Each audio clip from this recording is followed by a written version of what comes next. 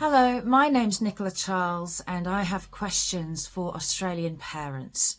Australian mums and dads, who are you and where are you?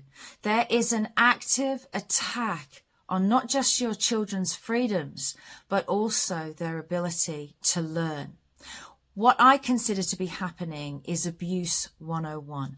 And the number one thing that is attempted when you are seeking to abuse a child is isolation. I know this from personal and professional experience. Isolating a child from another person, isolating a child from information and facts, isn't this why we have fact checkers? And isolating children from the truth is extremely dangerous because young minds then grow up collating the wrong information, in fact, misinformation and disinformation as reality when it's not. Now, a few things have happened and been brought to my attention in the last few months through the US election and also what we've just experienced through this engineered pandemic. What was it Jacinda Ardern, now Dame Jacinda Ardern, said during the pandemic to Kiwis, to New Zealanders? She said the government would be your single source of truth. It was so dystopian, it's been shared millions and millions of times. What did Kamala Harris say and do when she was a prosecutor with regard to mums and dads? It was an inconvenient truth, a clip that came out during the campaigning phase of the US election. It was revealed in her own words via a speech that she delivered that she sought to actively prosecute the parents of children who played truant. And in fact, she did manage to criminalize the parents of children who played truant. She used phrases like, oh, it just took a stroke of my pen. Because these people want your children in school. Now, a friend of mine sent me the other day, and I shared it, and I'll share it again with this clip. They went on to government-approved mainstream media site news.com.au. I don't recommend you go there.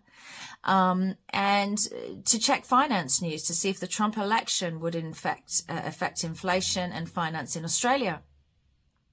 And over to the left, you can clearly see, quite prominent, are two very attractive young blonde girls holding dildos, offering 75% off sex toys on your government-approved mainstream media. Now, what is being attempted here with these misinformation and disinformation bills and the ban on under 16s on social media is basically raising a generation of children who can't think for themselves. Now, when governments want to use that age group to accelerate an agenda or bring in a change in bills and laws, they're happy to use an individual like Greta Thunberg, who as a teenager herself helped apparently shape global energy policy.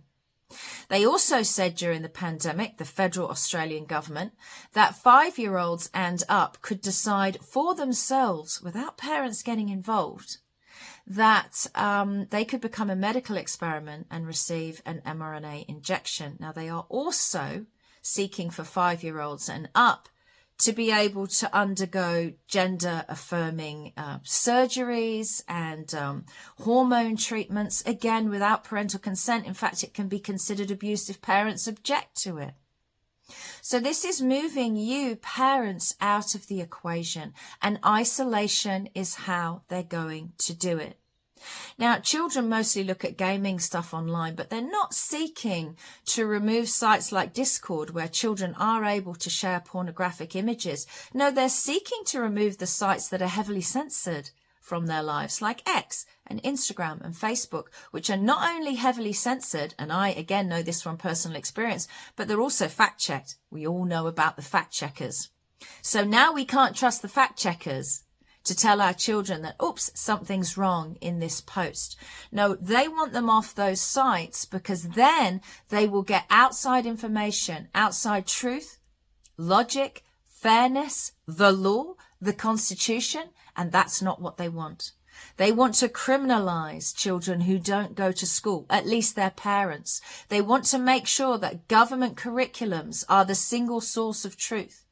This is all dangerous. This is all isolation of children, which I consider to be abuse 101. Yes, there's the other side effect that adults have to identify themselves on social media. Don't think for a second that a government department like ACO won't contact your employer, your place of work, and claim you're a dangerous person because you said something that was anti-government or didn't agree with a policy. That happened to me on YouTube when I got banned for life in April 2020 for saying health passports on phones were coming in. It was true, but YouTube banned me and said I was a dangerous person.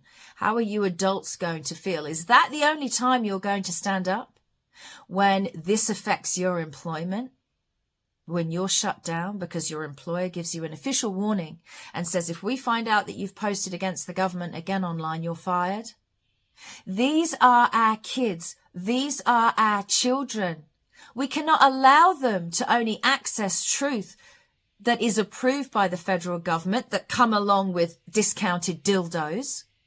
We need our children to grow in a free and fair and logical environment. And that takes you parents to stand up. And I don't see any parents standing up. Come on, Australia. This is all a giant plan. Though you'll be criminalised if your children don't go to school to absorb their government curriculum. They will be their single source of truth. Can you not see what's happening here? Australian parents, it is time to stand up. This is your duty to protect your young.